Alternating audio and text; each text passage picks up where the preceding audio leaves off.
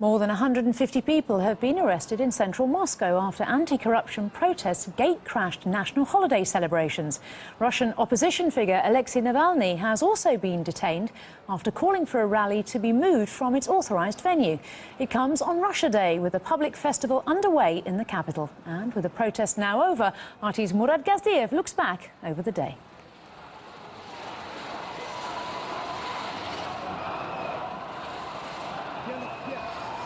We'll move on to that story later. Meanwhile, there's been international media overreaction to the protests, with CNN reporting on high attendance of pro-Navalny protests all over the country.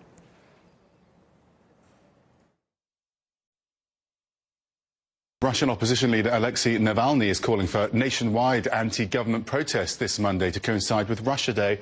He's mobilising his hundreds of thousands of supporters. Prosecutor General has warned Navalny if he holds rallies in unauthorised locations, they'll be met with, they will be illegal and they will count as what he calls provocation. Well, let's return to our story. More than 150 people have been arrested in central Moscow after anti-corruption protests gate-crashed national holiday celebrations. Russian opposition figure Alexei Navalny has also been detained after calling for a rally to be moved from its authorised venue. It comes on Russia Day, with a public festival underway in the capital, and with the protest now over, RT's Murat Gazdiev looks back over the day.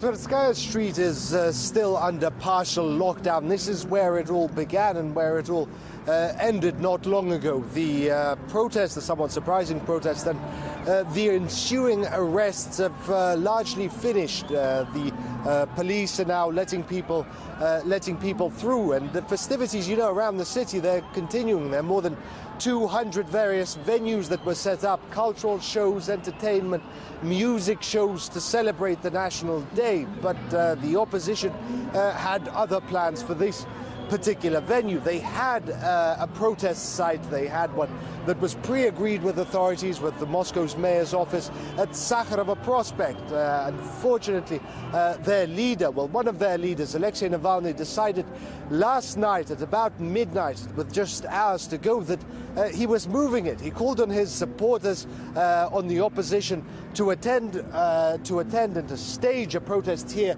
on Tverskaya Street instead. His justification was that police and authorities in Moscow had barred him or had impeded him setting up the stage, setting up various lights and technical aspects of the pre-authorized rally.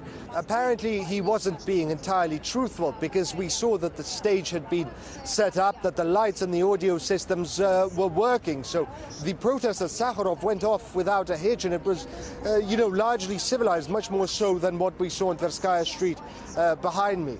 All these protesters, they mingled with the people who were out to enjoy the national holiday, the people attending the historical fair on Tverskaya, families with children, as well as couples and, you know, pensioners, people just out to enjoy the national holiday. They began chanting just meters away from us in unison, hundreds and hundreds of voices.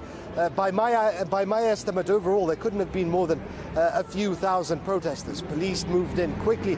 They began to kettle in the protesters and to split them up, divide them in groups, and arrest the especially troublesome ones, the ones that climbed on various expositions as well as poles, and the ones that they deemed as a nuisance. That's now largely over. In Russia as a whole, these protests have largely failed to make much of an impact. And there was plenty of agenda, though, and plenty of bias pushed by various sides. You had, for example, some Western pundits pointing out the barricades, the exposition showing tank barricades from the Second World War, and saying that these were being used to hold back protesters, that they were being used to prevent them from moving from one area into another, which is an obvious lie. A 2-year-old child could have comfortably navigated through there. Nevertheless, you know, it's all largely over now, and without serious violence. There was a few scuffles as some tried to resist arrest, but there weren't any serious injuries or, again, any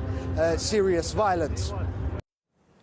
Well, despite the claims of some Western media, the latest figures from major Russian cities show far smaller numbers of protesters.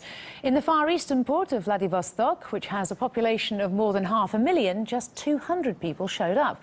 Other cities' attendance varies from the hundreds to a few thousand, small numbers compared to their populations, while experts gave us their reaction. The fact is that Russia is a democracy. There are opposition movements. People do criticise and march against the government. There are anti-government protests. And people are upset about things the government does. And it's right and proper that people should be allowed to protest and to march. What happens is the authorities allow marches, allow demonstrations along certain routes and along certain places. Because, of course, public safety comes into it. They don't want marches of people on one side and the other coming together. There could be violence. I think this is what seems to have happened today, because the concern seems to have been from the authorities that Navalny would take his supporters into the Russia Day celebrations, if you like, and there might have been some nasty incidents there. It could just be that he wanted to make a big story here and to get arrested. We don't know yet until the full details emerge.